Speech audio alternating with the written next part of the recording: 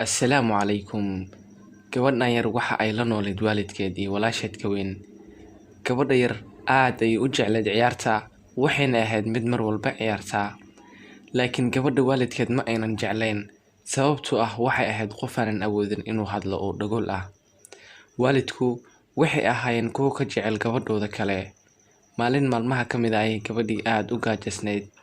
Waxay soo aaday miiska cuntada si ay wax uga hesho. Laakiin hooyada gabadheeda ma ogolaan arrinkaas oo waa ay ka diiday.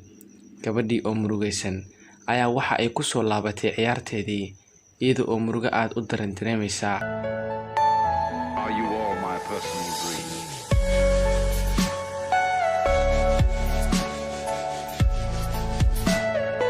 Maalin maalmaha ka mid ah ayaa waxa ay qoysku go'aansadeen in ay baxaan oo dalxiis aadaan. Gabadhii ayaa soo oroday oo isku dayday inay raacdo. Laakiin nasiib darro gabadha yareed waa ay ka diideen qoyskii. Aabbihii ayaa arkay gabadhii oo meesha taagan, wuxuuna u soo qaaday xoogaa cunto ah. Markii uu siiyey cuntadii, aabbihii isna waa uu baxay.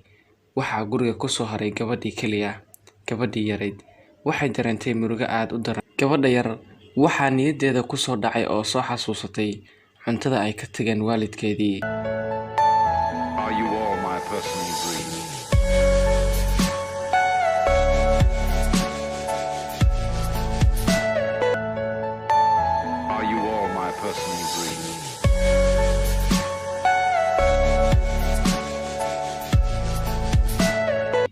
Waxay soo aaday miiskii cuntada si ay wax uga soo cunto. Gabadha mar walba waxa ay dareemi jirtay murugo, waxayna dareentay in la dhibsanayo. Gabadhii waa ay xanaaqday waxayna tuurtay alaabta ay ku ciyaaraysay.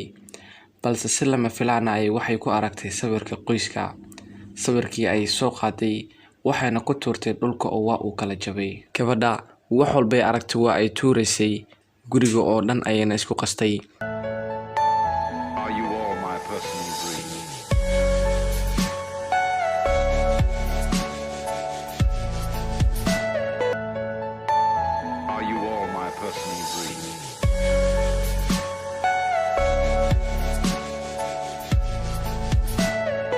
Intaas ka bacdi gabadhii waa ay iska oysay, waxayna soo aaday qolkeedii hurdada si ay u hilmaamto murugada.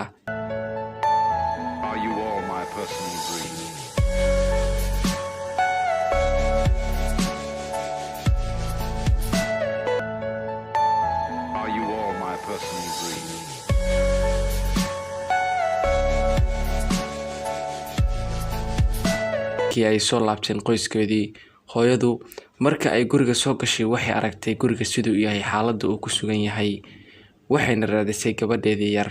Marka ay soo gashay qolkii hurdada ee gabadheedii, laakiin si lama filaan ah hooyadii ku aragtay gabadheedii oo neefsanaynin. Maanta uma malaynayo inuu jiro waalid ayaa kala jecel carruurtiisa, balse sababta aan muuqaalkan u soo geliyay ayaa waxay tahay in lagu waana qaato.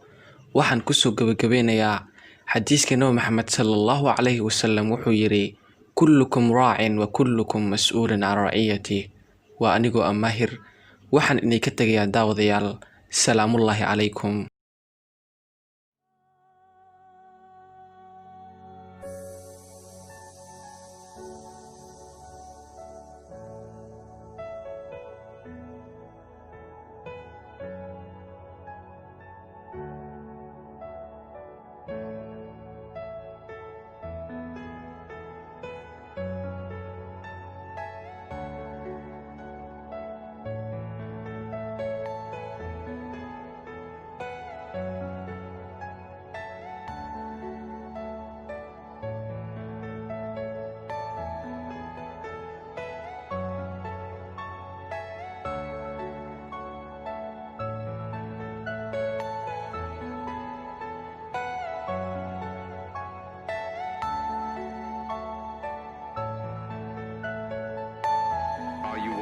Personal dream.